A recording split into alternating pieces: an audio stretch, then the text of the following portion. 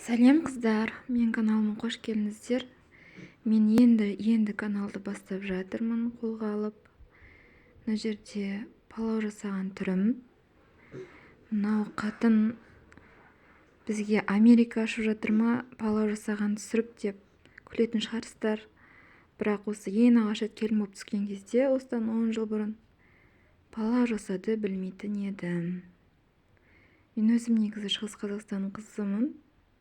Бізде жаңағы өзбекше, по-южному жасайтын адамдар өте аз. Біздегі палау түсі ақ, кішкене жабысып қалған бола береді. Ешкім оның түріне де қарамайды. Соған үйреніп қалған адам едім.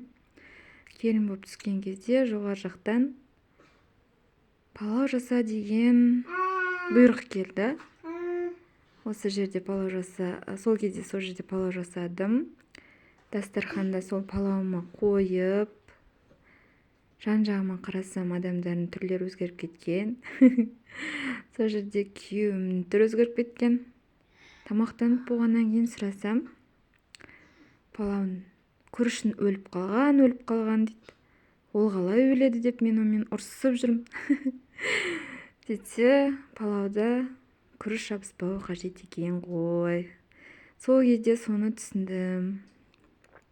Міне 10 жыл өтті. 10 жылдың ішінде енді өзбек халқы сияқты жасай алмасам да, қолымнан келгенше жасап жүрмін.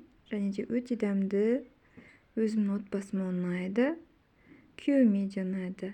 Рахмет сіздерге. Каналыма тіркеліп қойыңыздар. Ас болсын.